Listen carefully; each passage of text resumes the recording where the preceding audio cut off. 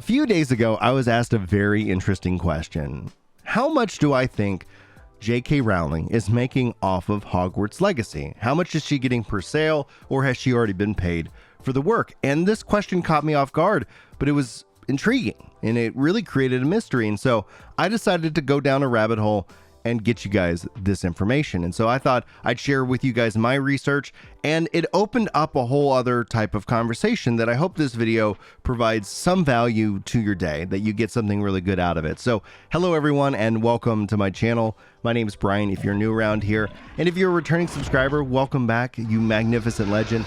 That's what you get for subscribing, by the way. Free compliments at the start of these videos. And around 23% of you unlocked that comment today.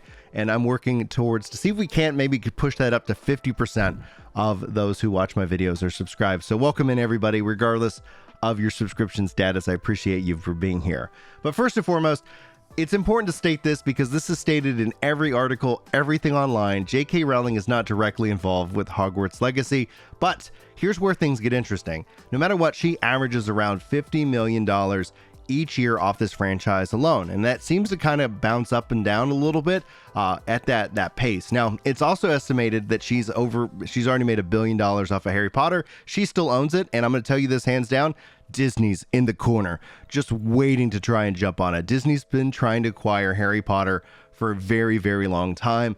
And just note, that is a part of the business of Hollywood and more. But beyond just that, like, looming acquisition, we do have some interesting numbers, especially when it comes to this game specifically. So first and foremost, most likely JK got paid for this license up front. There is still a chance she's going to make a little bit on the back end, but with her net worth, I don't know if that's something that you see. I've never seen $100 billion or $100 million in my life. I would expect that, you know, every kind of nickel and penny that comes along doesn't make a heck of a difference to me. But we do know that when WB actually founded Portkey Games is a studio that they have that is focusing on making Harry Potter and that Wizarding World style games. This all kind of really kicked off back in 2017, and that year alone, J.K. Rowling received $95 million for that. Now, you can estimate maybe it was a really good year for Harry Potter, give or take. So roughly speaking, she got paid between $30 and $45 million for the rights for Harry Potter. And I don't think that's for one game. So to sit here and say that it was 45 million or 30 million just for Hogwarts Legacy doesn't really do it justice. I'm betting that's a multi-year, game IP franchised deal because, WB is really leaning into trying to make and continue to produce this franchise in this world for her. Now, on that note, though, that is still an insane amount of money. And when it comes down to it, that's kind of where the root of the question that was directed to me is at. And it comes down to this unfortunate and simple rule. Video game boycotts don't work. They only end up leading to more sales.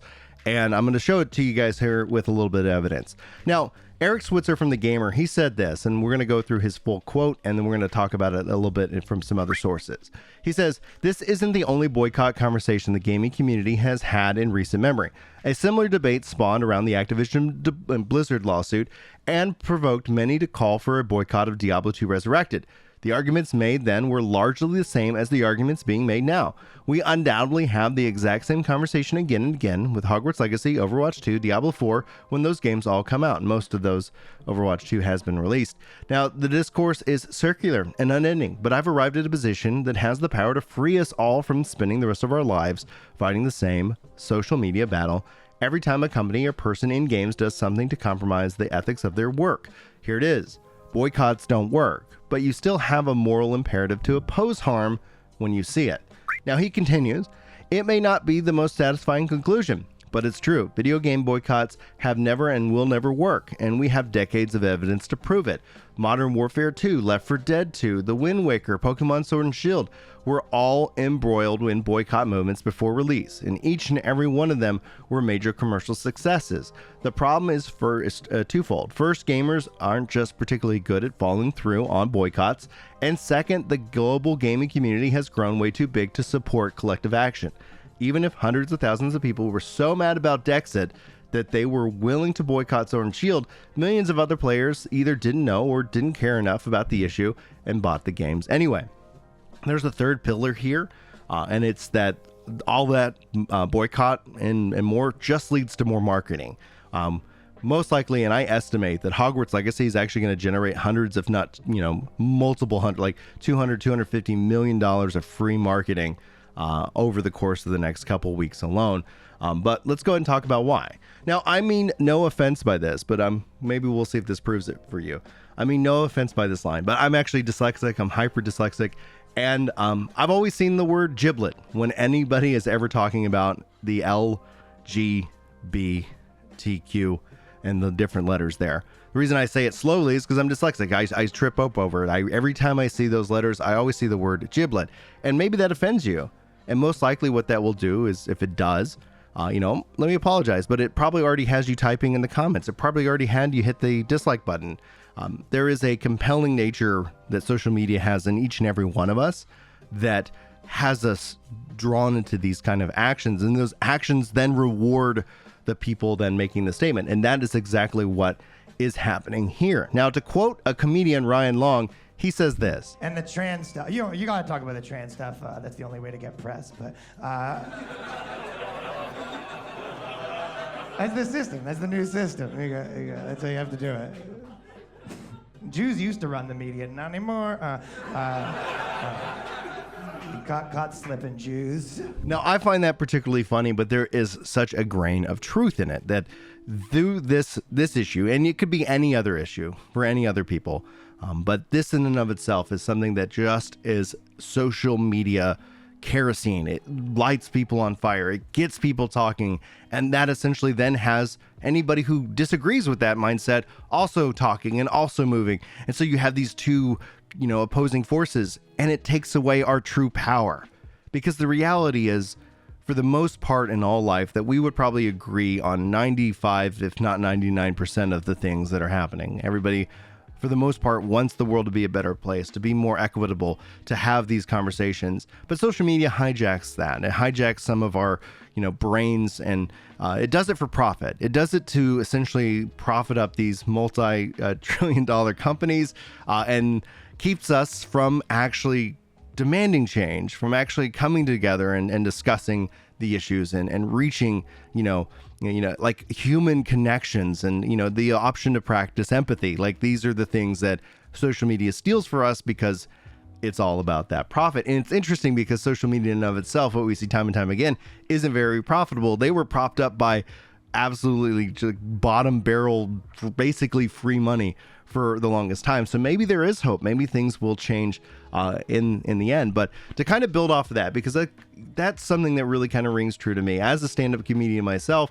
Like, that is something that rings true to what Ryan says. That's something that's being talked about, not necessarily online. It kind of end up having these two, different kind of views. You have the persona that people put out on the internet, and then you have essentially the reality that they kind of go and start asking like questions or making jokes one way or the other. But I want to then highlight actually McCormick, who's the producer, the director of the game. He says, if Hogwarts Legacy doesn't actually meet the expectations, we don't need a boycott to drive gamers away. Like, a good game is really all that matters. And if Hogwarts Legacy isn't good, then, it'll be interesting to see. Like, if the game falls flat on its face and people don't enjoy it, well, I think you'll end up seeing people trying to say, like, yeah, see, that's what you get. You'll see people kind of jumping on with their worldview and applying that, like, hey, this boycott was a success.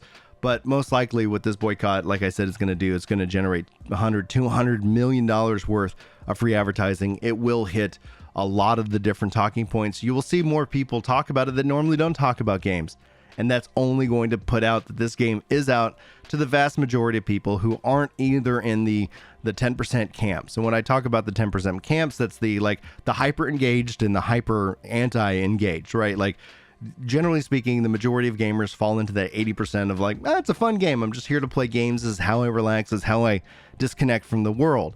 And that's something that we'll all have to struggle with. Personally speaking, like Bill Cosby was a hero to me, right? Like, he was somebody who really resonated with me from a comedian's perspective, but somebody who I grew up listening to. And I still to this day can't separate the art from the artist.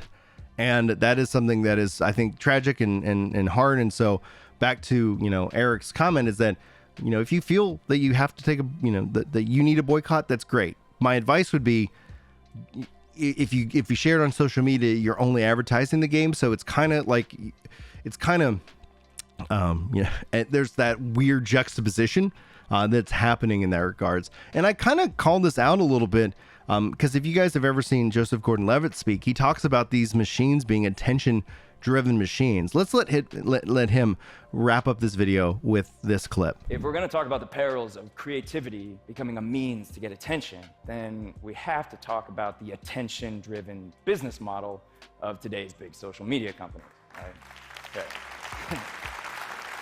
So this will be familiar territory for some of you, but it's a really relevant question here. The more attention you're able to get, the more attention Instagram is able to sell. So it's in Instagram's interest for you to get as much attention as possible. And so it trains you to want that attention, to crave it, to feel stressed out when you're not getting enough of it. Instagram gets its users addicted to the powerful feeling of getting attention. And with that, guys, I thank you so much for your time in this video. If you learned anything, if you got anything good out of it, obviously, yeah, attention, hitting that like button, hitting that subscribe, hitting the share button, sharing this out with your friends and your family. That's a great way of supporting these hopefully down to earth conversations. And that's really the goal that I have with everything that I create. Anyway, guys, thank you so much for your time. Thank you for your attention.